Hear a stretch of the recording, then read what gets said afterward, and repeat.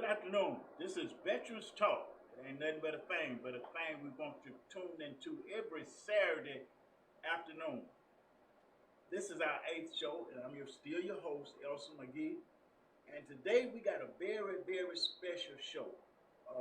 We got somebody here with us that's going to help us out understanding county and state and federal government connections. We're pleased to have, let me first say thank you, Commissioner, for twice for being here today with us. He came hung out with us while we was doing the mass up. And thank you for the show that you did with me on Wednesday, which I pulled my computer out of the plug. I got so excited about what I was doing and messed up. But you still came back and got me. I appreciate that. But we're here today to talk with our own County Commissioner, Marvin Arrington Jr. I don't know how to say that. I want to say Bowleg song, but but he might be looking, so I don't want to do that. But his daddy was a legend in our community, and he's picking up his footsteps, and we're delighted to have Marvin Arrington Jr. with us. He's also the chair of Fulton County Commissioner. So, as Dr. Carver might say, he ain't no Rudy Poo. He's a guy that know how to go in there and get things done. So, how you doing, Commissioner? I'm doing well. Thank you for inviting me to the show. Glad to be here today. Yes.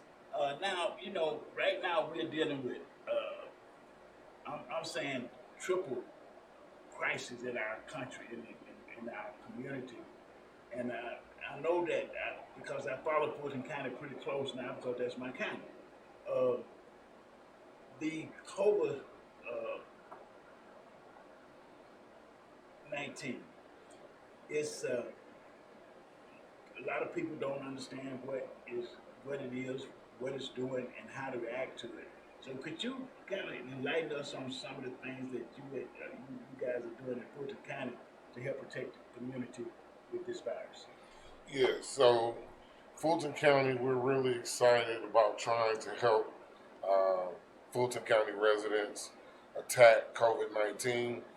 We did an initial round of funding of $10 million for Fulton County residents, for seniors, for meals, and for small businesses.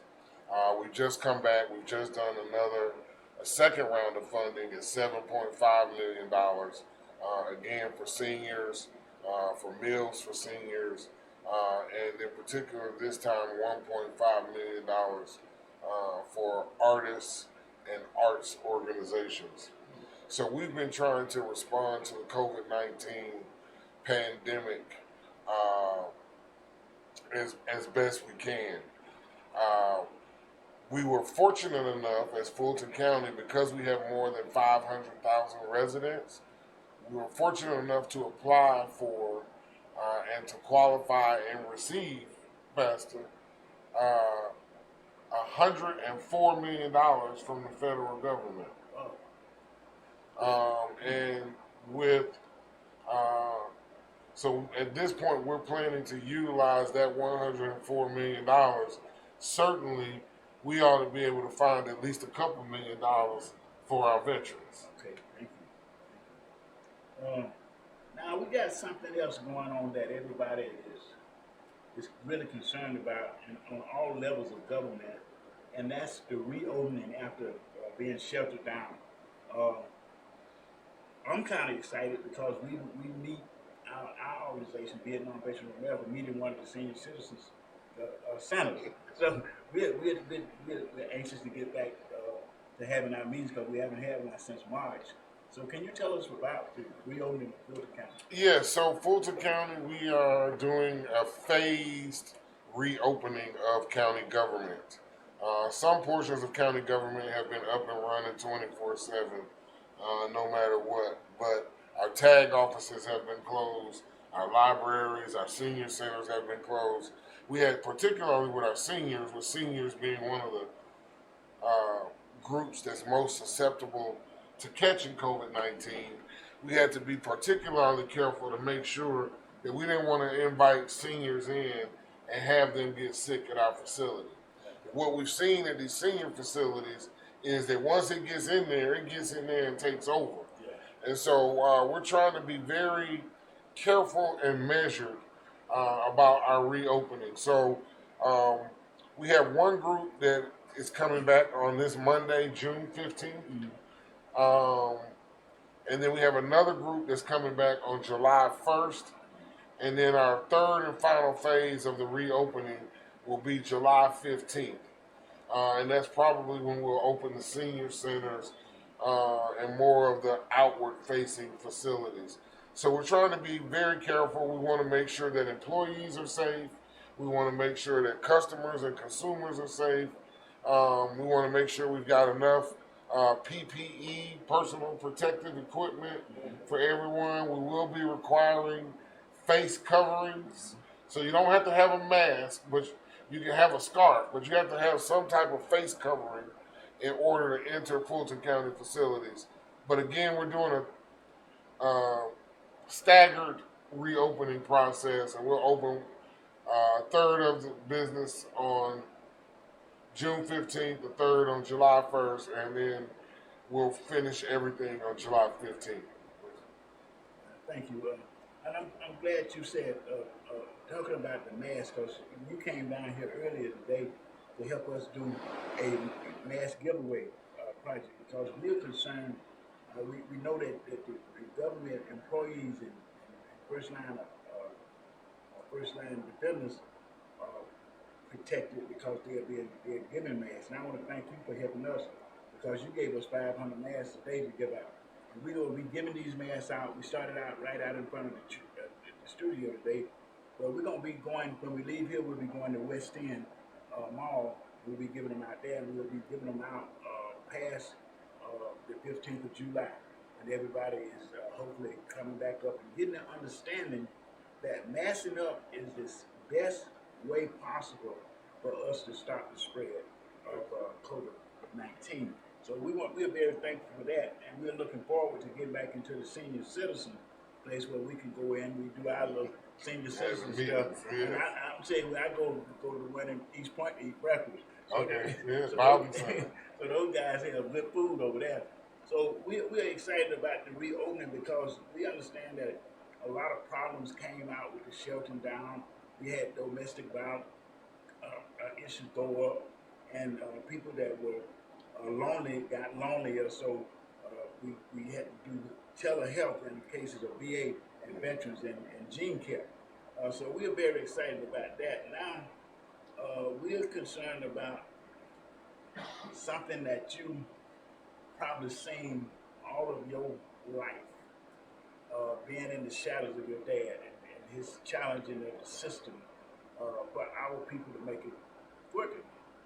Now, for the first time in my lifetime, we are hearing America saying enough is enough of the systemic racism that have permeated our system since it began. They have did everything they possibly could do to keep people of color, especially black people, because we're the only people in America that were brought here and made to work to build America. What do you see coming about? I know. What do you see coming about? Now you're in a very unique position, because you got to deal with state, federal, and city government. So tell me, what do you see in store for changes in the systemic racist policies that we have? You know, I think it's time for change. I think that people are fed up with every day, every other day, every other week, hearing about some other black person that was killed by police, or by someone who thinks that they're police, or someone who wants to be police. I'm thankful for Dr. King and everything that he and the civil rights movement did. And I think, they got us so far up the totem pole. But if we want to go a little bit further, we're going to have to keep making some noise. We're going to have to keep making some protests. I went to Frederick Douglass High School. Frederick Douglass said, if there is no struggle, there is no progress. those who profess to favor freedom yet deprecate agitation are men who want crops without plowing up the ground.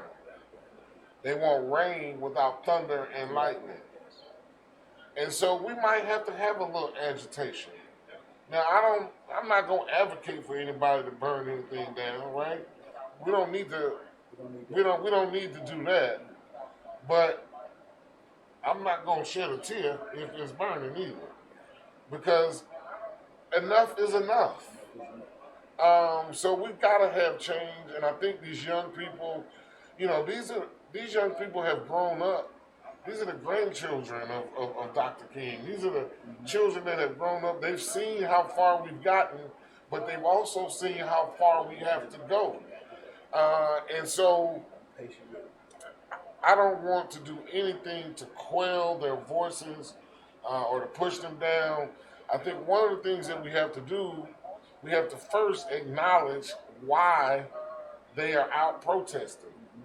If we don't first acknowledge why they are out there protesting because of the systemic racism, they're going to tune us out. They're not going to listen to a word we have to say. So first we have to acknowledge why they're out there. And frankly, I identify with it, and I know you identify with it too. We're just at different stages of our lives now where, we still can support them, but we might not be out there on the front lines. But enough is enough. And I think about Eric Gardner. He said, this stops today. I'm tired of you messing with me. Every time you see me, you always messing with me. This stops today. And so at some point, you just have to put your foot down. And you have to cross the line and say, this is it. And so I'm glad to see our young people out in the streets protesting. I think we had 19 days of protest so far. Another young man just got killed last night. Rashard, can't think of his last name, at a Wendy's over on University Avenue. Fell asleep in the wheel, suspected DUI. Now he's dead, shot in the back 2-3 times. I don't care if he was DUI. He shouldn't be dead. I don't care if he broke the law. I don't care if he robbed someplace. He ought to be in jail. If he broke the law, he ought to be in jail. He shouldn't be dead. So we've got to do all that we can. I kind of, I grew up with my dad, my mom. They were, fighting in the civil rights movement back then, doing the sit-ins, and so, we grew up with that spirit. We grew up as children of the movement, and now we're looking at the children of those children. And so we've come a long way, but we still got a way to go. Thank you. I'm excited about it because, being a veteran, I watched coming from the 60s. I can remember the protests of the 60s. I was actually in Vietnam when Dr. King was assassinated. And integrating the U.S. military. See, my generation was the first generation of U.S. military servicemen who all lived together, trained together, and served together. And in the case of the 58,000 died together. And we came away from that experience. I mean, it was so seamless almost because of the military discipline and requirements. They didn't ask us whether we were to live together. They put us all in the same barracks, and they had rules to say, if you don't like it, you're gonna get an Article 15, or you're gonna get court-martialed, or you're gonna get booted out of the military. And something about the military that makes people want to succeed. So we were able to form bonds. I'm saying that we see the product of now. Because when I went into the military, I went to Washington High School. That's the oldest high school in Atlanta. And at one time it was the only high school that we could go to. So I'm looking forward to the full integration of America. Yeah. I mean, where we are not just under the same roof, but we are under the same roof making decisions that benefit the whole community. You know, we're not, and I know for a fact that most of the people that served in the military understand that this systemic racism comes from slavery, which is a great, it came through slavery. It was built on our backs because we were the target of racism because they had to have something to hate in order to mistreat us the way they was mistreating our ancestors. So I'm excited about it, and I'm encouraging the Yes. young people to keep on exercising the constitutional rights that I serve to protect for them to enjoy. And and you bring up a good point.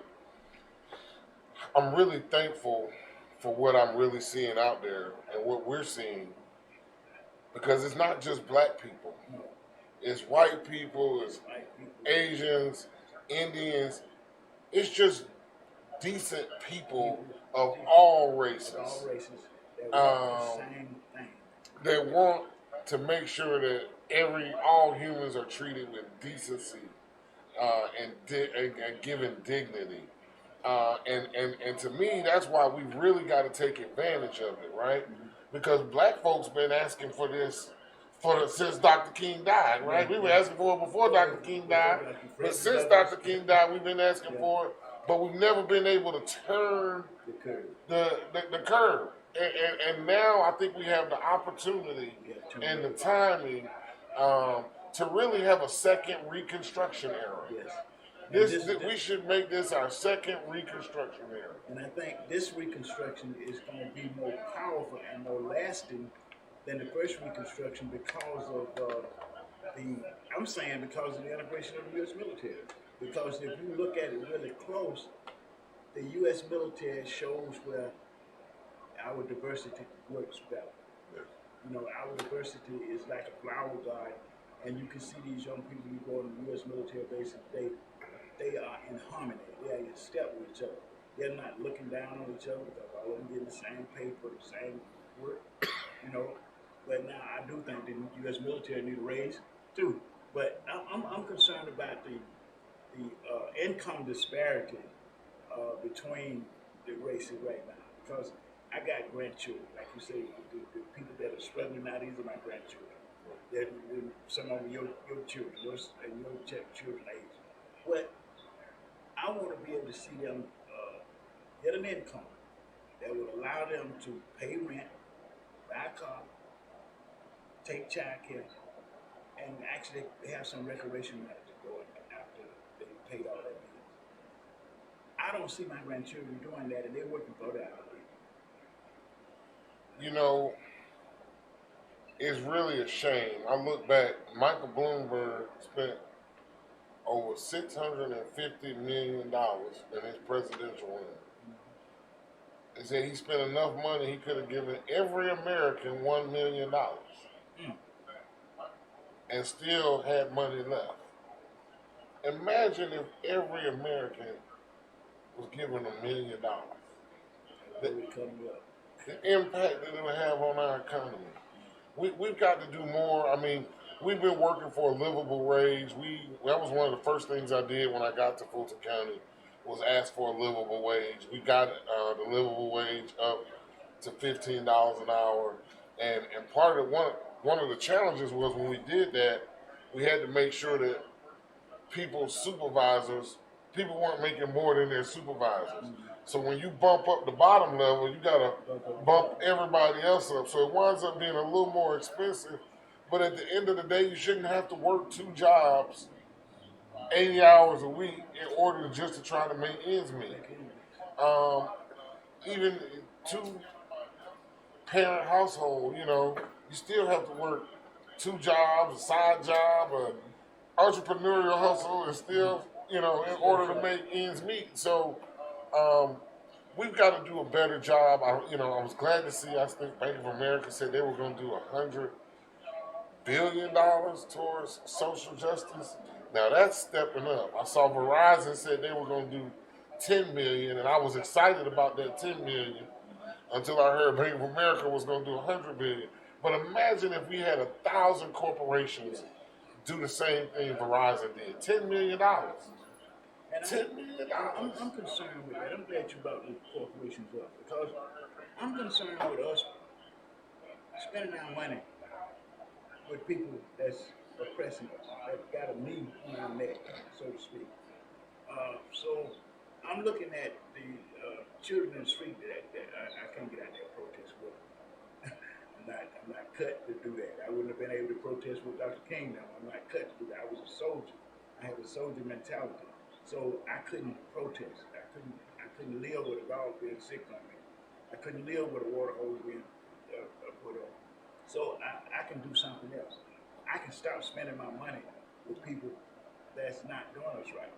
And we, you know, and the organization, what we're looking at now is getting a listing of these companies that are supporting politics that's not in our favor. We need to stop spending our money. We need to make sure that these kids that are struggling in the streets, that are demonstrating in the streets, know that they are demonstrating to get attention. They got our attention too. So we need to do something to back them up. We need to find out what these corporations that are unwilling to do an increase in income for their workers, and just stop spending our money with them. You know, Dr. King made it really simple. Said the best way to get people off your back is stand up. Right. You know, don't keep bending over. You stand up and get them off your back. And right now, we have a consumer impact on this economy. Black people have a tremendous consumer impact. If, say, for instance, if we start spending our money with Walmart, Walmart would do better. If we start spending our money with Amazon, Amazon would do better. You know, we think that they're doing some good things right now, but then we need to look at the whole what they're making versus what they are allowing their employees to make. Because I got a granddaughter with Walmart, so I'm not cutting Walmart up. I just want Walmart to stand up a little bit more so that my granddaughter don't have to ask me for money after I know she don't work for that sometimes overtime, and still don't have enough to do what she needs to do. You know, we got, this is Veterans Talk. It ain't nothing but a thing, but it's a thing we want you tuned into because we are here doing today the same thing we do every time we get the microphone. We are trying to make sense out of a sensitive situation. Delighted today to have our own county commissioner, Marvin Arrington Jr. with us and talking the way he's talking. He's always out in the community doing things. Kind of surprised us today because I learned last week he was going to give us the mask, but I didn't know he was going to come out here and help hang out with us and help us give away the mask. But what we're doing with the Masking Up project is to make sure that we can put a hand in stopping this spread of this virus. Now, our young people think that, well, it ain't going to affect me. I might get a little sick. But what if you take it home and give it to your grandma or give it to your granddad? You know, Papa want to stick around a little bit longer. So, mask up. That's all we asking you to do. And we're making sure that you're going to get the mask for free if you can't afford one. We know that sometimes the men's don't meet. They don't meet. We had to look out to our whole family. So this is a family move from your house to my house. Mask up. Everybody in between. We are, Melanie is just getting here, but I got to shoot her out. She is making masks. She's making special design masks because her focus, well, as the leader of this Mask Up campaign, her focus turned to children. And it's so important. I see a lot of parents out, they got their masks on, look down at the baby, ain't got no mask on. We need everybody to mask up. It's critical that if we're going to reopen the government, we definitely need to reopen the government. We need to get everybody masked up. And then we need to start talking to these companies, not only about increasing rate, they need to make sure that they're paying for these tests. When their employees are coming to work, they need to test them when they get there and when they leave. Listen, I've seen reports, I'm following reports everywhere, they got a test in Africa that costs $1. $1. That I know companies can afford to get those tests. We're giving out masks from China. We're giving out masks from everywhere. So trade is a way people do business all over the world. And we need open trades. the way we've been having open trade. We got politics in America now that's trying to make sure that you all go back to buying just America. I buy America every time I can. But when my money gets short, I'm gonna buy what I can because my family need it. We got to be able to understand that this is a part of our country. You know, we got, for the first time, I think now, we are really finna get in predicaments, like the thing that you just tried to do down in Fulton County, you and Joe. We're trying to set up a commission and get knocked down by other people. We're gonna educate them folks. Because see, they don't understand. If you got a veteran commission in Fulton County that's oversight, all they doing is looking at the veteran benefit, you know how many benefits you should get it. And if you get that benefit that you've earned, you're bringing money into the county. It's a simple mathematical reality that we got to make these people see. We want people elected to office that can represent the people in ways that their own skill package and experience can give them. Like your experience package come from a legend family that has always been out there in the forefront of trying to make changes in the community. When I went to Vietnam commission, Fulton County was lily white. When I went to serve in Vietnam, the city of Atlanta council was lily white. They had a police chief that was killing folks putting guns in their hand. Listen, I have been blessed to watch that whole process change from Maynard Jackson, one of the greatest mayors we ever had, you know, who brought a lawyer that I got to salute the lawyers in our community, because had not been for the lawyers, we probably wouldn't be where we're at now, because they use the laws to keep us in check. And if we don't have somebody to represent us with the law, we in bad shape. Because, boy, you don't know the law. The law is what the judge say the law is. When I learned that, then I started watching Mitch McConnell, stacking the coach. Joe, let me tell you something. The first thing I want you to do is think about expanding the judiciary in this country. The Supreme Court needs 13 judges rather than 9. For every judge that this administration is appointing, we need to appoint 3 more. Yeah. See, because if we don't, that throws this stuff into the future like we ain't looking at right now. But you can tell us about how the laws work. Yeah, you know, one of the things I did this past year, I tried to get $2 million put in the Fulton County budget for a Veterans Affairs Department in Fulton County. DeKalb County has a Veteran Affairs Department. Fulton County is the #1 county in Georgia, the largest, the most populous county in Georgia. So it only makes sense that we would have, you know, something along those lines. But you have to know the laws. You have to know the laws. Ignorance of the law is no excuse, right? And so you want to educate yourself. I've been practicing law for 24 years now, and I'm still learning new things every day. But you want to make sure you know the laws. You want to make sure you know the rules. My uncle used to tell me, if you teach me the rules, I'll win. And so we need to learn the rules so that we can win. The laws are the rules. We have to have laws, because without laws, there's anarchy. There's total chaos. And so we have to have a system of laws, but we have to have compassionate people enforcing those laws. We have to have understanding people that understand that just because you might be drunk at a Wendy's and passed out, that you don't need to be dead the next day. That we got to resolve this in a manner that, you know, doesn't end in death and murder. So we've got to do more. Part of that is really just educating people on what the laws are, what the systems are, what the rules are. You know, one of the problems we have, people always say, oh, well, the officer can't do that, the officer can't do this. Guess what? He can do whatever he wants to out there on that road. Now, what you're trying to do is bring your legal argument to the streets, where the legal argument is reserved for court. You make that argument in court. Don't make an argument out there on the street with the officer.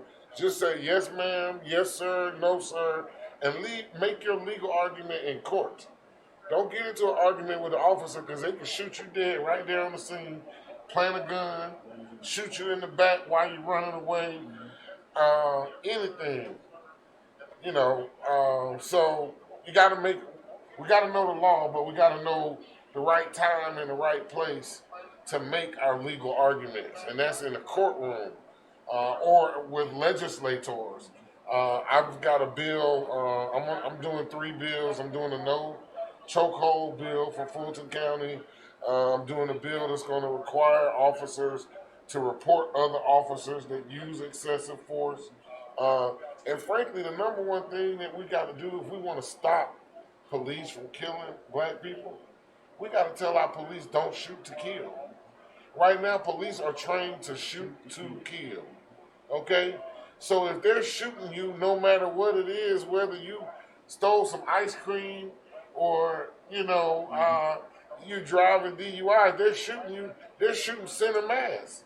So the number one thing we got to do if we want police to stop killing people is make sure that they don't shoot to kill. You can shoot me in my hand, you can shoot me in my leg. You don't have to shoot center mass in my heart, in my chest. I mean, to me, that's the number one, the easiest thing we can do. And I'm glad you said that because in the military, they have a screening process. I think they're the best at it. A screening process that screens out people with predispositions for racism. And we know we can test and screen people that have this in-depth feelings of racism. They don't need to be police. The military don't accept them. Why the police department accept them? We have to be, and then we got to have people better trained not to shoot to kill. That they can shoot you in places that'll stop you, but they don't have to kill you. So we need better training in terms of our local police department. And I also feel like that the police should know the community. We have to you get respect by giving respect. Yes. We got to be able to train the police officers to give respect to any and every citizen that they're about to arrest.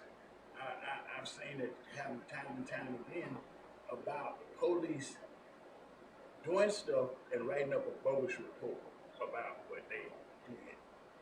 And if you don't know the law, you don't understand that. They don't understand that once that police report is in, there is a law that says that it's an assumption that he's right until you produce evidence to the contrary. You can't produce evidence to the contrary if you're out there arguing with the police. This is Veterans Talk. Ain't nothing but a thing. Now, Commissioner, we are doing something here in Atlanta, Georgia that I'm hoping that will be a healing experience for the nation. We are building a memorial to the 209 young men that's from Atlanta, Fulton County, Georgia. Many from the city I live in. I was born in Atlanta, Greater Baby, proud of it, but I live in Hatesville now. And I had an interview last week with the AJC. That was shocking anyway. The AJC interviewing me, and it was a very positive interview. And I had a young man call me from Auburn, Alabama, about that article. And he was from Hatesville. And he sent me 4 pictures and write-ups of individuals that's on the wall that we're about. He said, I want to make sure my homeboys on that wall. If I got to come back to Hatesville, I said, we come up back to Hatesville. Because he was saying, because me and you know that we serve each other right. We did some right thing. So them other races, and he was just, he's a white guy. He said, them other races, they need to just grow up. They need to just get with the time and get it over with. This memorial will be the first memorial, integrated memorial, where you got black and white, Hispanics and Native Americans all honored in the same place. And what I'm hoping that the people will come to, when they come to this memorial, they will understand that these young men died together, fighting for one idea, the American way. We need to live up to that American way that they died for, and get over the, because we got more in common than we got in differences. But I'm thinking that the racism that we see today is more economically based than real deep feelings. Right. Because of how white privilege has evolved. White privilege is the baby of racists. They're not racist, but they don't want to give up all the privilege that they've earned throughout the years. And we got to be able to communicate and have those discussions now. This is the discussions veterans been having since the 60s because we were supposed to integrate. Right. We didn't have a choice. They needed their bodies. It's plain and simple. They came out of World War II with the U.S. military having won the war, but they took a deed loss in terms of value. And they was afraid that as a result of it, they weren't going to be able to rebuild the military.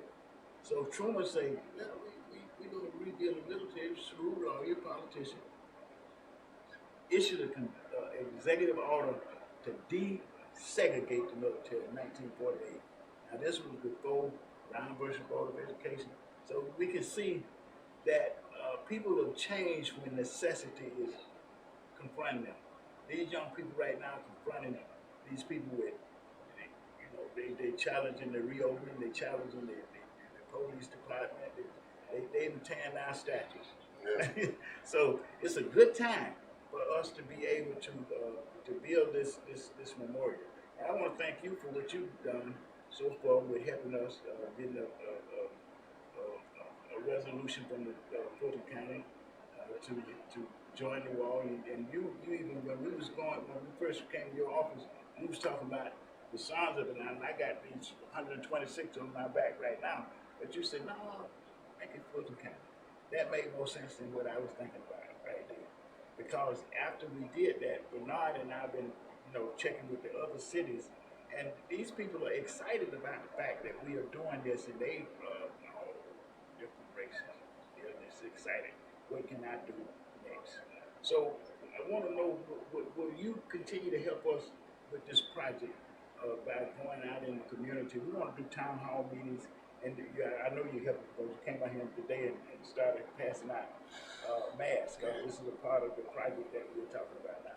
But how can you continue to help us with this? Certainly, I will continue to help. I feel it's my duty to help. You guys served so that I can be in the position where I am today. And so it's my duty to do all that I can to thank you and to celebrate those that gave, that served, and those that even wound up giving their lives in particular, right? Because the wall is a memorial to those that gave their lives and lost their lives. But you're so right. The military is one of those areas where everybody comes together. Black, white, they serve together. Sports is another area. Blacks and whites playing together. We've got to have more areas like that and find more common ground.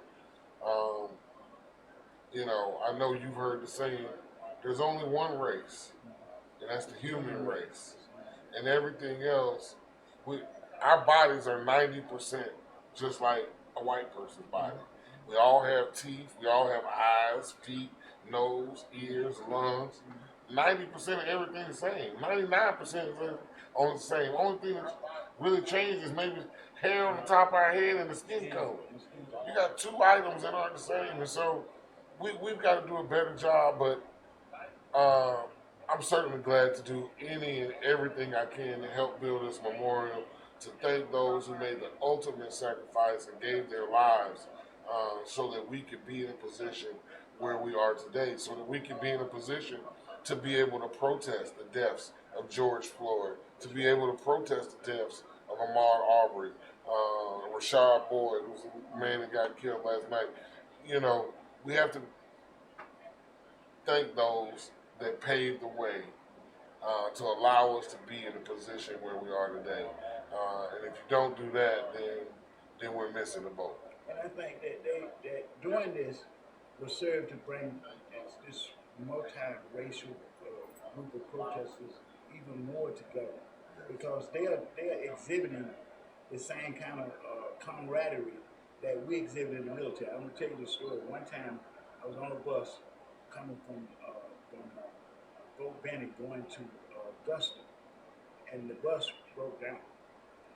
And we was in a little small town. I can't remember the name of the town now, but it was hot. I know that it was really hot. So it just so happened when the bus broke down, there was an ice cream parlor there. So the white boys jumped off the bus first. They got to the parlor, and they got in front of them. Not that they was permitted to get in front of. They just beat us to the thing. They got their ice cream. So when we got up there, they told us, "We don't serve no ends." And the white boys tore the place up. They threw their ice cream in the face of the owner and tore it up. We standing back. We shocked because they was saying, but these are us. We're military. We're one military, and you're not gonna stand up here and disrespect my company, you know. And I'm here eating ice cream. You ain't gonna serve them. They didn't want it. They didn't want it. And I think that's what we're saying now. These young people saying, I don't want that no more. So we got to be able to add to that and still guide them with the experiences that we have to make sure that, when the police say, put your hands up, put your behind your back, because he will kill you. And ain't nothing going to be done about that. That's the system that we're trying to eradicate now. And I'm hoping that we will see that kind of law enforcement system take place where the community will embrace the law enforcement. Yes. The way some communities do that now because of community policing. These certain police know the community, they feel comfortable in the community, so they serve the community. So I want to thank you for that. Now, I'm hoping that we can look at funding for the project.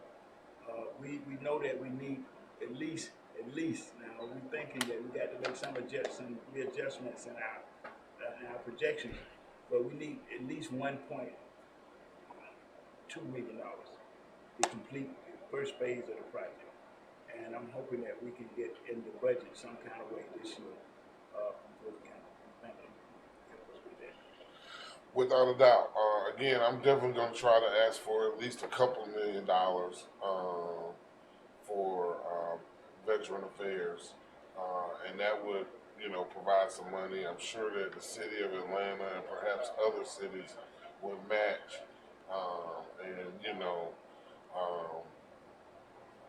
I haven't seen the plans, but to God be the glory. It might be a $10 million wall, Reverend. So I can't imagine any elected official saying no to this project, right? Like, why would you say no to celebrating the veterans that died during the Vietnam War and building a memorial for them?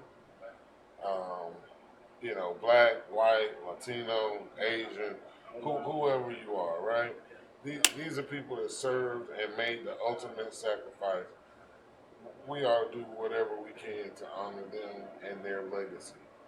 We thank you for that because we are moving toward, we were really excited to hear about the Veterans Department for the Academy. Actually, we have discussed it yesterday with some of the executives that chapter, and we want to start lobbying the rest of the commissioners for a Veteran Affairs Department oversight for veteran benefits. So now you've been talking about it. You've been how would this commission work? Well, I think one of the things that from the county, one of the things that we do, we have the resources, but we don't have the know-how. We don't have the expertise. We're not working with veterans every day to help them get their resources. So I think there are groups like your organization, Vietnam Veterans of Atlanta. There are groups like the Tuskegee Airmen. There are other various groups that are working with veterans on a day-to-day basis. And so what we would likely do is make funding available for those organizations that are already on the ground doing the work, right? We don't need to reinvent the wheel. We don't need to learn anything new. We just need to support those that are already doing it. And that's similar to what we do with our arts organizations. It's similar to what we do with general nonprofits around the city. But certainly our veterans um, deserve just as much, if not more, than those other groups. So what we're looking at, then how would you go about staffing a veteran fair? So I think what we'd have to do is we'd have to, from Fulton County side, we'd have to probably get at least 2 or 3 staff members to staff it internally to work with a commission. And I think, we get the top 5 or top 10 organizations and ask everybody to appoint someone to that commission, and then you let that commission decide who gets the money, when they get the money, how they get the money. And so that way everyone's involved in that decision making process. No one feels left out. Now, the last thing I guess I'm looking at is, can you tell us now when the next Fulton County budget meeting is for that? So the budget, we probably will not have another budget hearing until the end of the year, setting our budget for 2021. We might be able to allocate some money this year out of the CARES Act funding that we got. The problem or the limit, or the challenge with CARES Act funding, it has to be related specifically to COVID-19. And so, but there may be a way to get some of that money to make sure that we're treating, that we're testing veterans, all of those good things now. So there may be a way to get money now, but certainly for our 2021 budget, we ought to be able to allocate it. Our 2020 budget has been frozen because of COVID-19. But frankly, now that when we froze it, we didn't have the $104 million from the U.S. government. I just did a resolution last time to unfreeze the other money because now we got the 104. So why do we need to hold up all the rest of the money for programming, summer internship programs? Why do we not have that going? There's 40 million people unemployed right now. Let's get the summer internship program up and running.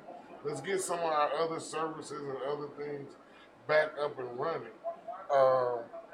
And the only way to do that is to unfreeze the budget. But I was unsuccessful in getting 4 votes.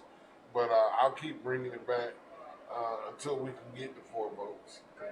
Now, talking about the votes, I saw some. I'm always watching the Fulton County elections and participating. I see we still got Sheriff Ted Jackson. Yeah, I think Sheriff Jackson's in a runoff. He's the one. I think Sheriff Jackson's in a runoff. I think our DA is in a runoff. And so, we're going to have to look at those 2 positions. It's important that everyone go out and vote early. We had a lot of problems on election day, and all I can do is apologize. I don't understand why we are always the brunt of the joke or laughing stock for the state and the country. And frankly, somebody needs to lose their job over that, right? It's just complete incompetence, right?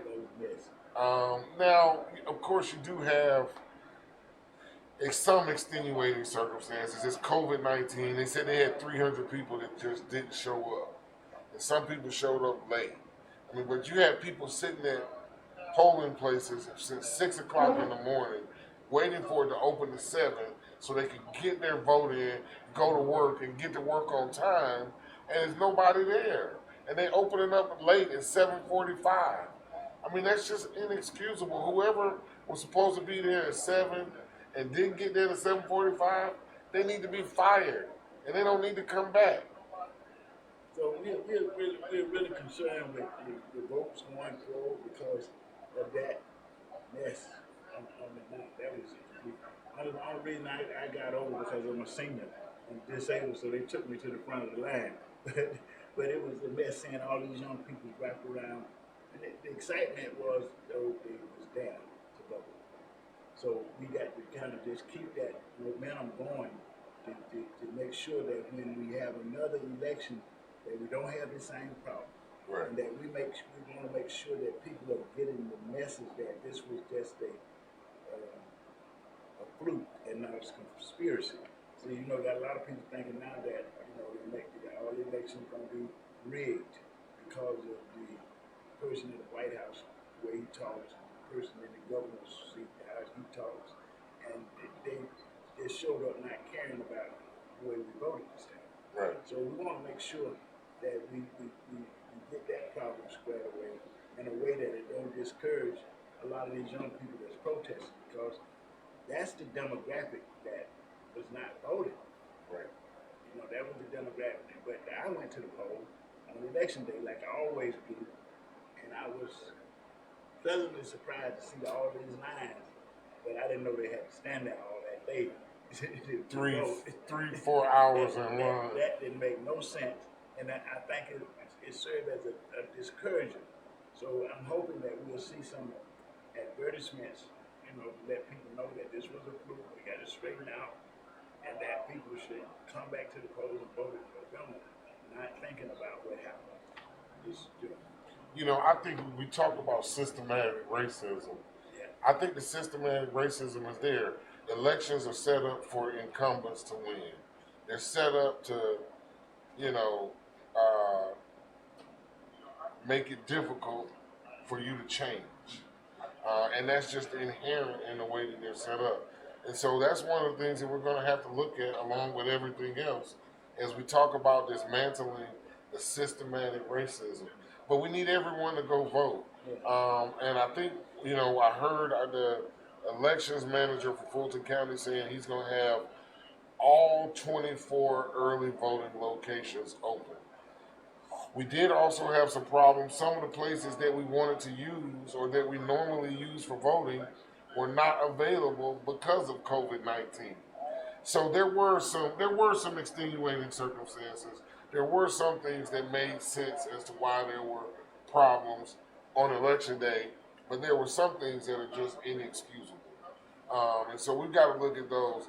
But I always early vote. I always encourage people to early vote. You never know what's going to happen on election day. It could rain. It could be a bomb. It could be anything, right? And my vote is too important for me to wait to the last minute to cast it. I usually go on the first day of early voting, right? Because I want to make sure I get my vote in. That's just how important it is to me. And I'm thinking that we need a mail-in absentee ballot in the community that's overly used by some people, but underused by us. Because I'm noticing that you got veterans in our nursing homes that are not voting. And I'm really concerned about that because one of them was a real personal friend of mine, was a deacon in this church. And he asked me, he said, well, how am I going to vote? And I got him an absentee ballot. Right.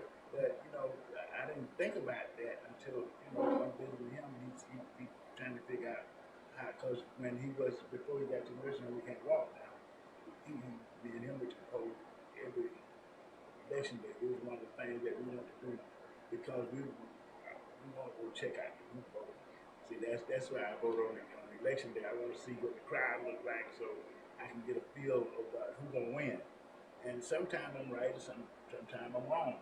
But mostly, when I go to the poll on election day, and if I see a bunch of people, the Democrats win. When I see when the line is thin, we lose. And we lost the governor's seat by 13 points. 13%. 13% of black men had went to the poll and voted. We would have had the first black governor of the state. So we don't want that to happen. So I'm glad that you are here today and agreeing to work with us on this project and helping us do make sure our volunteerism in the community is having an impact, because my goal is to make sure that people in my predicament and in the predicament of most of the people on the task force as well as the organization, we're disabled. We don't work every day.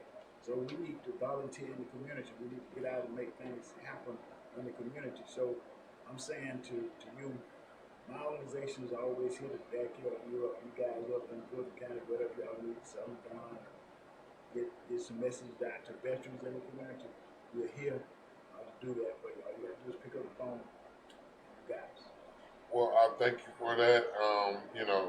That's why I don't have a problem doing anything, because you've already served, and here you are again saying you're really ready to serve again. I bet you we could get some of these veterans out there. I bet you they know how to show up at 7 o'clock. I bet you they know how to get there on time. Listen, I'm gonna tell you something. I miss Reverend Love. But Reverend Love was our call guy. You know, he would call us before any election if he got somebody who wants to support. We're gonna get out there and work. See, that was one of the things Tony I was thinking about the other day when we was talking about Joe right there on Saturday, and that kind of rocked my boat, because I feel like we didn't give him enough attention that we need to give him. We got to make sure that when you want somebody to win, we work for them whether they are there or not. We have to represent what we do as veterans. When we recognize that we got a person that's running for office, and that person is one of the people, we got to get out and work for them. We get out and carry signs, get out and knock on doors, do whatever we got to do to make sure that people understand who we are out there for. And I don't think that some of our candidates got that kind of attention this time. Because of COVID, I'm not down on my guys, because they're going to go. Right. They're going to get out there and do what they got to do. But COVID-19 has done some major changes in our community in the way we behave now. Right. I like the camaraderie. I like the communication, because I've learned it. I can't say I learned to do Zoom back, but I've learned to do technology a bit more. So we'll be using technology to try to get the words out, make sure that we're connecting our group, not just the members of our organization, because we're very clannish. Veterans are very clannish. They will stick together on certain things so we can get the message out about what we're doing in Fulton County. We're going to dare you to meet our commission. We're going to dare all the other commissions around in the state of Georgia to beat our commission, because we're going to have the best veteran commission in the state. We're the capital seat, don't y'all forget about it. This is Veterans Talk. Thank you for being here this week. Well, as you were talking, I just thought about a quote that my dad always said. Vernon Johns was a Baptist minister in Alabama, and he said, if you see a good fight, get in it. And fighting for our veterans to build a memorial for the Vietnam veterans of Fulton County is a good fight, and so I'm in it. Thank you. Can we shake hands? Yes, sir. We can shake hands. Awesome. Thank you for having me. Thank you for being here. Next week, Bernard gonna be back, y'all. Let me tell you something about this Campbell Jones stuff. It's ugly. It's ugly. And the way the government is handling it, the way VA is handling it, is ugly. We got to talk about it, y'all. You Marines, it ain't just about you. It's about us. All standing up for each other. The Marines need us. We're coming up here to get y'all. See you next week. And you're going to be here next week. You're going to be the show.